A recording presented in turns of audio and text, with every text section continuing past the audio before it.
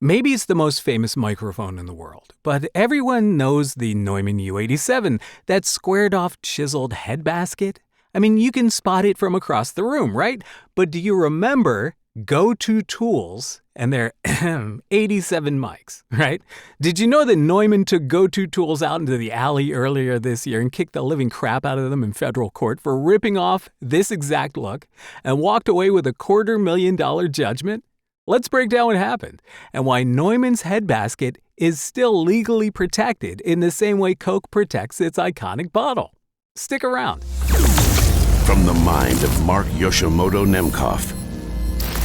So, Neumann has been building microphones since the 1920s, and the U67 and U87 are legends. Their sound is part of their story, right? But so is the instantly recognizable silhouette, and the headbasket with its squared-off shoulders and faceted design has become part of Neumann's brand identity.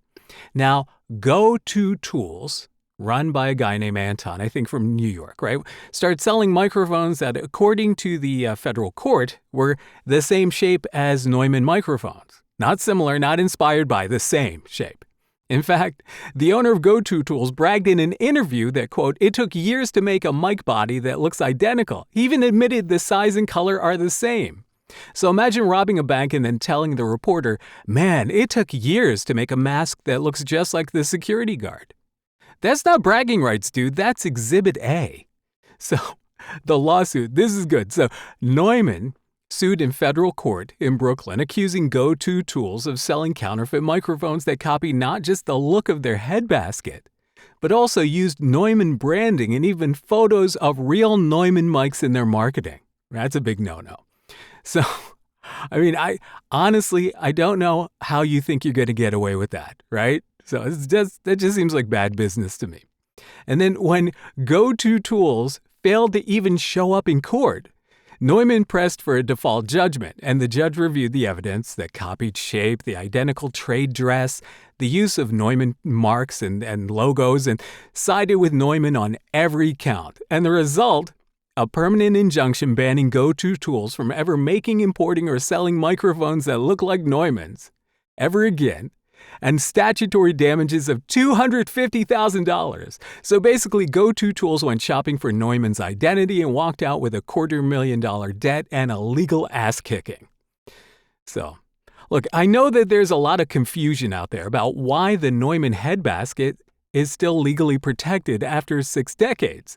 Now, here's the key.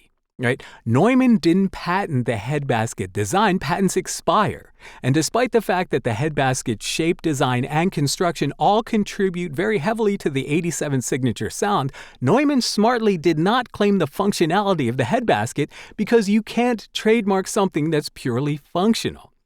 What they did is to protect the signature look. Just like Coca-Cola protects the contour shape of its bottle, Neumann protects the chiseled silhouette of its headbasket. That visual identity has what's called secondary meaning. That means when people see it, they immediately associate it with Neumann. And that's exactly what U.S. trademark and trade dress law allows you to protect indefinitely, as long as you keep enforcing it and using it. Pretty smart on Neumann's part. So the next time you see an 87 or 67 in a studio, remember, it's not just the sound that makes it iconic, it's the look. And Neumann has shown they will go to court to keep it that way.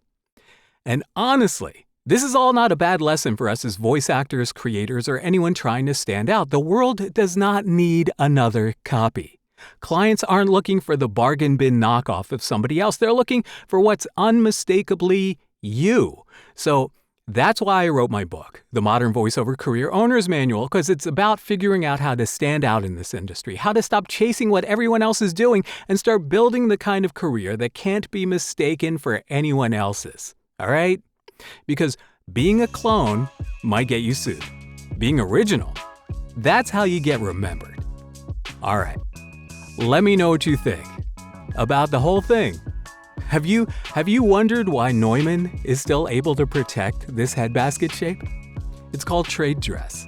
It's all very interesting stuff. But leave a comment. Let me know what you're thinking. All right? Until next time, this is Mark Yoshimoto Nemcoff, fading to black.